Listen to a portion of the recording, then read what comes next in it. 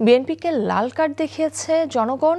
জামাত নেতার এমন বক্তব্যের প্রতিবাদে বিএনপির স্থায়ী কমিটির সদস্য ডাক্তার AZM জাহিদ হোসেন বলেন, কে কাকে লাল কার্ড দেখাবে তা জনগণ সিদ্ধান্ত নেবে।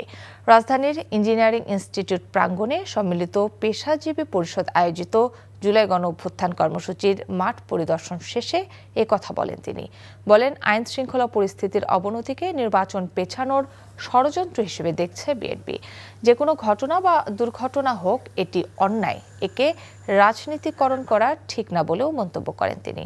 অনেকে ২৪-এর আন্দোলনকে কুক্ষিগত করার চেষ্টার পাশাপাশি নিজেদের অর্জন হিসেবে প্রচার করতে চাইছে মন্তব্য করে তিনি বলেন, বিএনপির ভারপ্রাপ্ত চেয়ারম্যান তারেক রহমানকে নিয়ে কটূক্তির বিষয়ে কোনো ষড়যন্ত্রে পা দিতে চায় না বিএনপি। জনগণ সিদ্ধান্ত নিবে কে কাকে লাল কার্ড আর সবুজ কার্ড সাদা কার্ড দেখাবে।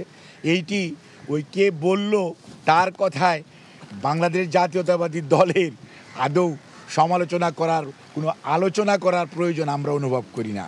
আমাদের দলের ভারপ্রাপ্ত চেয়ারম্যান সম্পর্কে যে সমস্ত কথা কতিপয় লোক বলেছেন, আমরা বলতে চাই, আমরা শহীদ জিয়ার আদর্শের সৈনিক, খালেদা জিয়ার সৈনিক, তারেক রহমানের নেতৃত্বে আজকে বাংলাদেশের মানুষ গণতন্ত্রের জন্য উন্মুখ হয়ে আছে, ঐক্যবদ্ধ আছে।